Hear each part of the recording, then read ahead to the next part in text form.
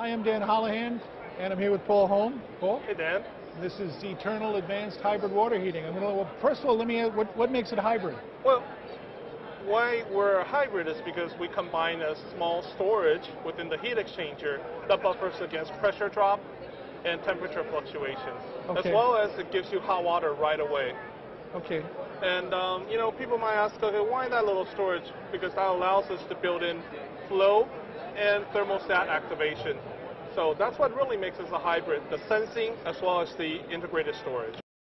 I'm looking at your old unit here, and I understand it's won a few awards.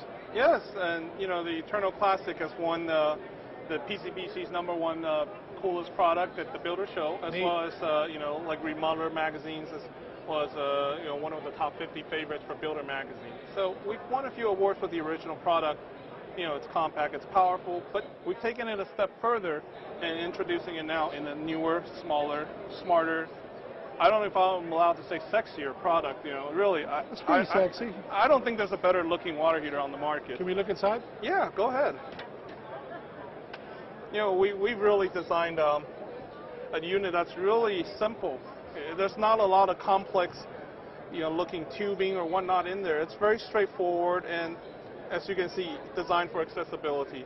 But what I think is the most embracing part is we were able to shrink the original hybrid heat exchanger down from 6 gallons into just a 2-gallon storage version. So easy to get at all this. Oh yeah. And you can actually get your hands in there to work. Absolutely. And this wiring panel actually comes right out. Okay. So a contractor, you know, could easily get in there. How much does it weigh? It weighs about 90 pounds. So one guy could lift it up and mount it on the wall? You know, it's funny you should mention that. I don't know if you can see from this side. I don't know if the camera can follow us there, but we built in handles into the middle of the unit, so you could actually just grab it, lift it, and put it on where you need to go. Oh, that's neat. Yeah. That's neat.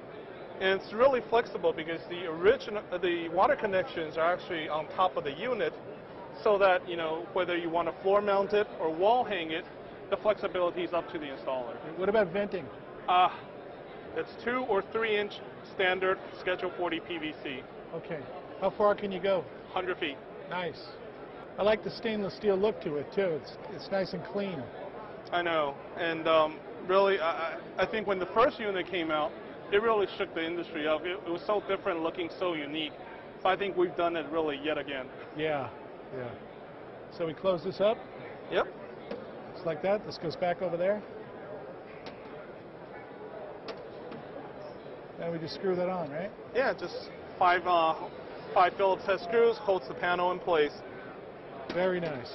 And you can see here the unit can go all the way up to 180 degrees. This is another improvement we've made over the original generation. So now this can be used for sanitation as well. You know, we could have been comfortable just sitting on our you know, wares and say, you know, we've had such a great product with the first generation. Why take it a step further? Well, you know, I think there's a need and an urgency in adapting to greener technologies. But adapting to a new technology often means that you have to overcome infrastructural challenges. For example, the government's pushing biodiesel, but where do you fill up on that thing? You can't. And similarly, you wanted to go to a condensing type of tankless or just even regular tankless technology. You've had a lot of infrastructural challenges. Like you were asking me, how does this vent? Well, we vent with Schedule 40 PVC, but had you gone with tankless, you'd have to go with stainless steel, special venting, pipe-in pipe, what have you. But really, our way of looking at this is that going green, adopting it, shouldn't be a zero-sum game. I mean, you shouldn't have to spend so much effort at making it so hard. Most people look inside their own box and say, this is our green technology here. But no, we look at it as, how do we engineer the infrastructural challenges out of this unit? So looking at it again, we have standard plastic venting. We have standard connections on top of the unit. So even if you were taking out a standard 50-gallon tank, just drop your water pipes down. On tankless, you would have to go down, over, then back up. We didn't want you to do that. We wanted a unit that's really, really easy to adapt. It shouldn't be hard to be green.